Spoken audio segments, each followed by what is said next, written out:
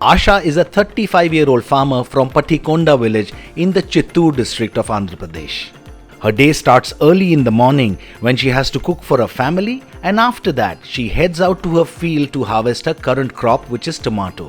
Even though she has been working just as hard as the other farmers, she discovers that the current crop is not paying her the right amount of money after taking it to the local market. She starts to think and tries to figure out why things didn't work out for her. After plucking the tomatoes, she is keeping them in a container, which is a large steel drum that was once used to store coal tar. She had picked it up when she found it discarded next to the road that was newly constructed in her village. After storing them in a dark and dingy corner of her house, she realized that after a few days, some of the tomatoes have turned bad due to fungi and insects, which thrive on poor ventilation and storage. After selecting the best ones, she decides to take them to the market the next day. She packs them tightly in a bag and keeps it on top of the bus along with the other farmers' bags which have tomatoes as well as other produce. Along the way, there are some bad patches on the road, and the driver of the bus also drives rash as he is in a hurry to make as many trips back and forth as possible in a day.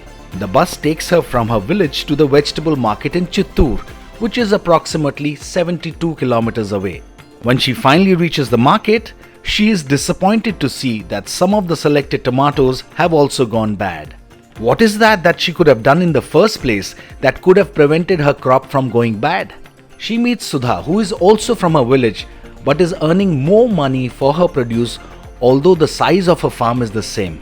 Asha discusses her problem with Sudha, who explains to her what she does as soon as the tomato harvest season starts. What did you do to get a good harvest? After harvesting the tomatoes, Sudha carefully separates the underripe and the overripe tomatoes.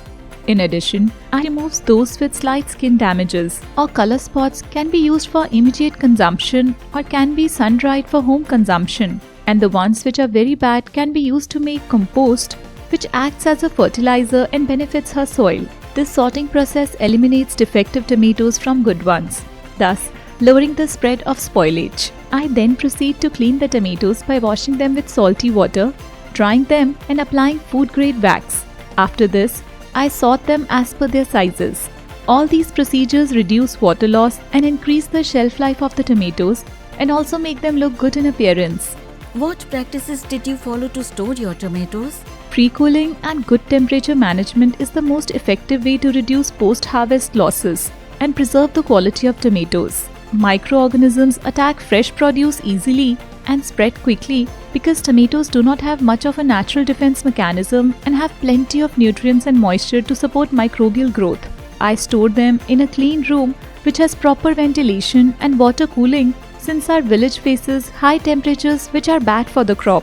To further increase their shelf life, I also store my tomatoes in proper crates separately in a room with a low temperature between 7 degrees Celsius to 10 degrees Celsius. These crates are easy to lift and stockpile. Cold storage, however, requires a little bit more money to be invested. How did you transport tomatoes safely to the market? When the tomatoes are ready to be sold in the market, I am very careful with stacking the crates on top of each other and carefully placing them on the bus, also checking that there is no produce placed on the top of a crop. While I cannot do much about the state of the road and the driver's rash driving, I made sure that my tomatoes are kept in the right place on the bus so that there is minimal damage to her produce. Asha makes notes of all these points and vows to commit herself to these practices of careful selection, wax application, right storage and right transport. In the next season, Asha implemented Sudha's advice and enjoyed a good quality produce. When she sold her tomatoes in the market, she makes more money than the last season and decides to spend some of the money from her profit to make her storage unit even better than the current one, so that she has better tomatoes and more profit in the next season. Asha has realized the importance of post-harvest management and why it is extremely crucial for the success of the agriculture sector and how it contributes to increased food security.